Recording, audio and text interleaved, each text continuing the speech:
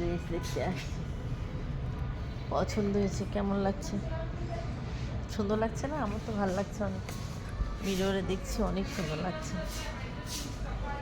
দামটাও সেরকম সুন্দর। ট্রায়াল করতে পারেন ম্যাম, ট্রায়াল রুম আছে, সাইজ হবে। ভালো লাগছে এটা দেখতে।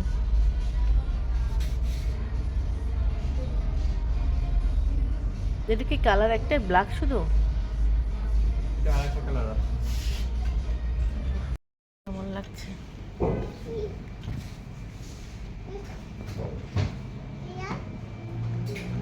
ভালো লাগছে আমার। হ্যাঙ্গার দিন তো ভাই। আসসালামু আলাইকুম, সবাইকে ওয়েলকাম জানাচ্ছি। আপনারা তো দেখলেন ড্রেস কিনতে গিয়েছিলাম, কিন্তু ওখান থেকে নিতে পারি নাই। হচ্ছে ওয়ান পিস করে নিলে আমার প্রবলেম হয় কি, যে আবার ওড়না ম্যাচিং যদি ভালো না হয়, সালোয়ার কাপড়টা ম্যাচিং যদি না হয়। সুন্দর সুন্দর ড্রেস ছিল, কিন্তু ওই যে ওড়না ম্যাচিং, ওদের এখানে কয়েকটা ওড়না ছিল কিন্তু তেমন ম্যাচিং হয় না। তো ওরা তো দিবেই যে নিয়ে যান এই সেই করে, পরে আর ওখান থেকে আমি নিতেই পারি নাই। খুব সুন্দর, খুবই সুন্দর সুন্দর ওয়ান পিস ছিল, কিন্তু এই প্রবলেম একটাই, এত সুন্দর ড্রেসে যদি ওড়নাটায় ভালো ম্যাচিং না হয়, হ্যাঁ, ওড়নাটা যদি সুন্দর না হয় তাহলে তো পরে লাভ নেই, দেখতে তো সুন্দর দেখাবে না। এদিকে আমি মাংস রান্না করছি, সব মশলা টশলা কষায় নিয়ে খাসির মাংস ভুনা করা হচ্ছে। অনেক দিন পরে খাসির মাংস খাওয়া হবে। এটা অবশ্য আমার ছোটো ভাইয়ের বাসায়, ওর বাসায় রান্না চলতেছে এগুলো, ওর বাসায় গেস্ট আসবে, এই জন্য আমরাও খাওয়া দাওয়া করবো ওইখানে।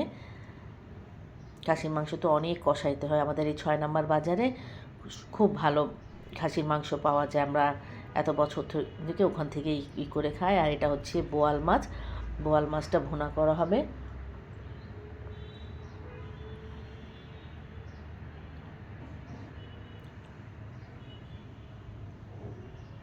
যে বোয়াল মাছ ভুনা, বোয়াল মাছ আমি সত্যি অনেক, আমি তো এমনি রান্না করতে পছন্দ করি, রান্না করিও অনেক ভালো, সবাই অনেক প্রশংসাও করে। আর বোয়াল মাছটা আরও স্পেশালভাবে রান্না করি, সবাই প্রশংসা করে অনেক। এটা শুনতেই তো আমার ভালো লাগে যখন সবাই আমার খাবার প্রশংসা করে। আমার হাজব্যান্ড কিন্তু আমাকে, আমার সামনে প্রশংসা করবে না, কিন্তু অন্য মানুষদের সামনে আমার হাতে রান্না খুব প্রশংসা করে। কখনোই আমাকে বলবে না যে তোমার হাতের রান্নাটা খুব রিয়েল। আমি যদি অনেক সময় জিজ্ঞাসা করি যে কেমন হয়েছে, বলবে হ্যাঁ ভালো হয়েছে।